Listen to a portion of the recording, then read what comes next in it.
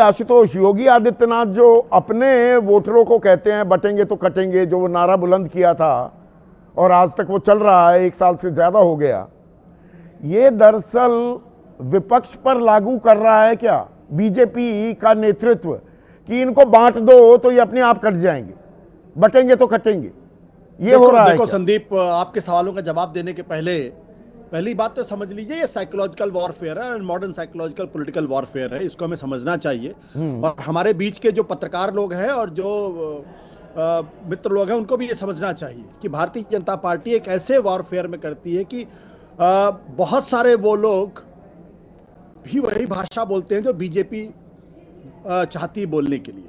अब अगर आप प्रधानमंत्री के बयान को ही ले लीजिए, प्रधानमंत्री ने क्या कहा? कांग्रेस खा जाती है या खा जाएगी। हाँ हाँ, परजीवी कहा, इसकी सबसे बड़ी परजीवी अगर कोई पार्टी थी तो भारतीय जनता पार्टी। पंजाब के अंदर अकाली दल को खाया, असम में असम गण परिषद को खाया, महाराष्ट्र के अंदर शिवसेना को खाया, एलजेपी के कितने टुकड़े हो गए पता ही नहीं, हरियाणा के अंदर चौटाला को खत्म किया, कश्मीर के अंदर पीडीपी को खत्म किया, और उसके अलावा उड़ीसा के अंदर बीजू जनता दल को खत्म किया। एआईडीएमके खड़ी नहीं हो पा रही क्योंकि बीजेपी वहां लगातार घुसी हुई है, और जनता दल यूनाइटेड का आधा जनता दल यूनाइटेड का भाजपाईकरण हो गया है। गुजरात के अंदर, राजस्थान के अंदर, मध्य प्रदेश के अंदर जहां समाजवादी आंदोलन बहुत मजबूत एक जमाने में हुआ करता था, जनसंघ और भारतीय जनता पार्टी ने उनको कंधे से कंधा मिलाया और उनको वहां से खत्म कर दिया। तो सबसे बड़ी परजीवी कौन हुई? कौन अपने सहयोगियों को खा गया? उनकी कीमत पर कौन बड़ा हो गया? हम इस पे चर्चा ही नहीं करते, इस पे बात नहीं करते। तो ये जो बीजेपी का जो प्रोपेगेंडा वॉरफेयर है, ये गजब का है, और ये भारत की राजनीति में बिल्कुल नया फिनोमिनन है। किस हद तक प्रोपेगेंडा को रिलेंटलेसली आप करिए कि आधे से ज्यादा लोग जो बीजेपी के सपोर्टर नहीं है वो भी वही भाषा बोले जो बीजेपी चाहती है। दूसरी बात, कांग्रेस को दोष देना बहुत आसान काम है। क्या 2014 के पहले विपक्ष को कंटेम्प्ट से देखा जाता था? क्या विपक्ष के जो फाइनेंसेस है उसको खत्म कर दिया जाता था? क्या विपक्ष के लोगों को जो सत्ता में बैठे उनको गिरफ्तार कर लिया जाता था? हेमंत विश्व शर्मा और अरविंद केजरीवाल इसका उदाहरण, क्या उनके खातों को सीज कर दिया जाता था? क्या उनके पर ईडी के छापे पड़ते थे? क्या उनके पॉलिटिकल पार्टीज को पूरी तरीके से तोड़ने की कोशिश की जाती थी? क्या बीच चुनाव के अंदर इनकम टैक्स के लोग आके बैठ जाते थे? और क्या इलेक्शन कमीशन उस तरीके से बिहेव करता था जिस तरीके से आज बिहेव करते हैं? आज की तारीख में जब विपक्ष के पास अगर चुनाव और मीडिया का जो रोल है वो तो आप देख ही रहे हैं, मुझे बताने की जरूरत नहीं है। मीडिया सिर्फ विपक्ष पे हमला करता है, हम इसके बारे में चर्चा ही नहीं करते, और हम बार बार कहते हैं कांग्रेस तो खत्म हो गई, कांग्रेस तो बर्बाद हो गई, कांग्रेस की लीडरशिप के पास कोई दम नहीं है। पर अगर हम पिछले कुछ चुनावों पर नजर डालें, लोकसभा चुनाव के बाद, लोकसभा चुनाव में आशुतोष 99 सीट लेकर आई, अच्छा प्रदर्शन था, ठीक था, मतलब दिल्ली में 70 सीटें लड़ी, एक भी सीट नहीं जीती। बिहार तो जानते ही हम 61 में से 6 सीटें जीत पाई। महाराष्ट्र में 101 में से 16 सीटें जीती। जम्मू कश्मीर में 39 में से 6 सीटें जीती।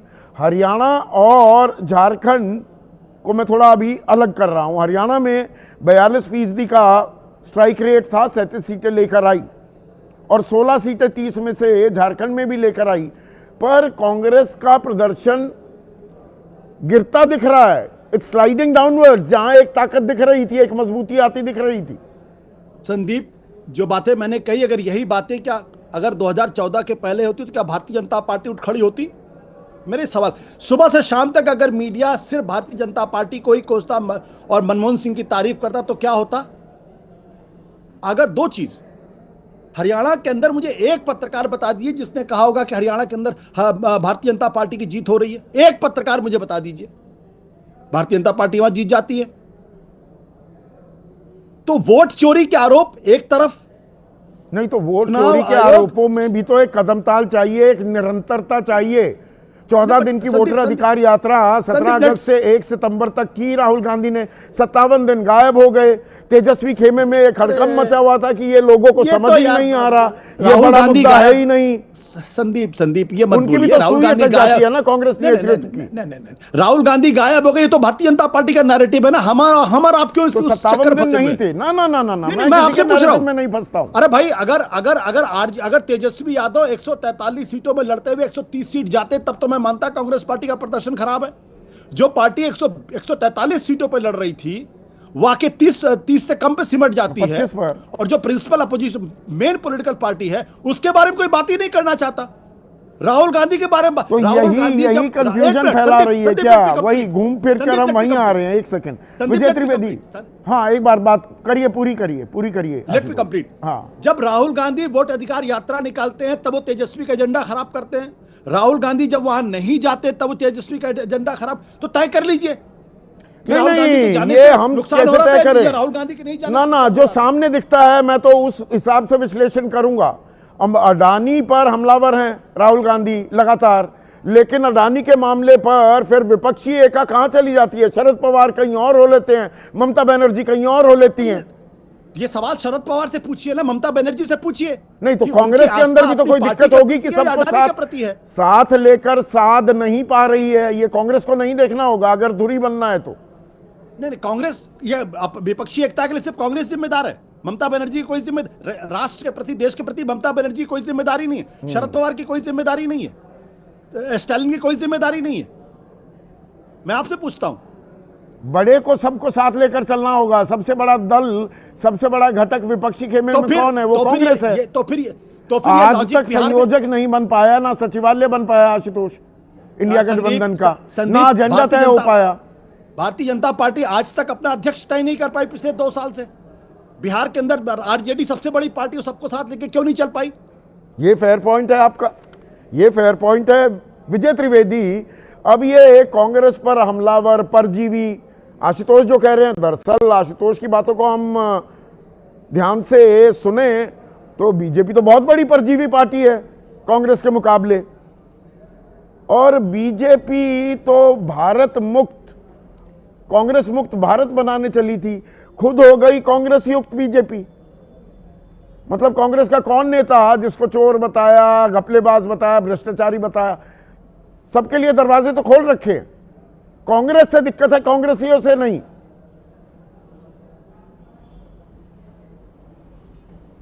देखिए संदीप, आप जो सवाल खड़े कर रहे हैं बिल्कुल सही सवाल है, और मैं आशुतोष से मतलब मोरलेस सहमत हूँ कि हम लोग एक एजेंडा, ये पूरा साइकोलॉजिकल वॉरफेयर है, साइकोलॉजिकल पॉलिटिकल वॉर है, जिसमें आप हर दिन कोसते रहिए तो लगता है कि लगातार कुछ ना कुछ गड़बड़ हो रही है।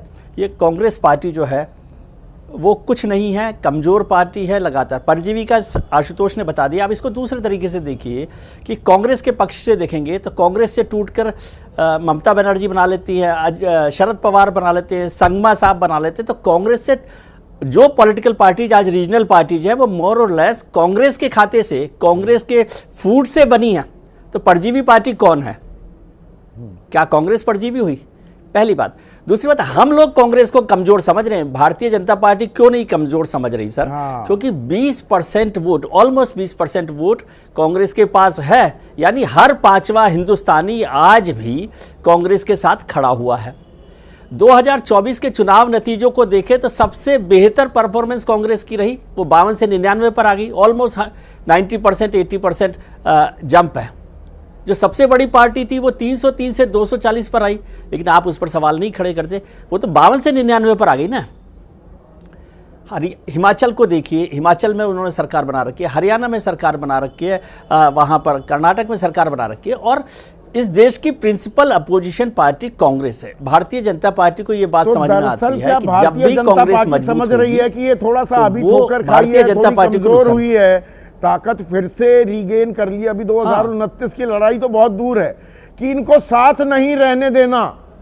ये रणनीति पर काम कर रही है क्या बीजेपी? कि कमजोर अभी महसूस कर रहे हैं, इसी एक दूसरे रणनीति पर थोड़ा वो सा साथ रहेंगे, एतबार कम हो रहा है, तो अब इनमें रायता फैला दो थोड़ा। कांग्रेस के साथ यदि सब हो जाएंगे तो बीजेपी के लिए मुश्किल हो जाएगी ना। आप 235 सीटें देख रहे हैं ना 2024 के चुनाव में, वो तो कांग्रेस क्या है, अपना घर थोड़ा सा ठीक कर ले। आप सोचिए गुजरात के 2017 के चुनाव देखिए, जब वो 77 पर आते तो बीजेपी को 99 पर रोक देते। अब उसका बीजेपी अगला triple digit भी नहीं ले स्टेप क्या पाई होना थी। चाहिए था कि गुजरात में 2022 में कांग्रेस की सरकार हो, कांग्रेस की सरकार होनी चाहिए थी 2022 में, लेकिन वो सारा का सारा खत्म कर दिया। तो वो कांग्रेस अपना घर ठीक करे, कांग्रेस अपने को बेहतर करे। उत्तर प्रदेश में देख लीजिए ना, समाजवादी पार्टी और कांग्रेस मिल गए तो कहां पहुंचा दिया उन्होंने भारतीय जनता पार्टी को लोकसभा चुनावों में।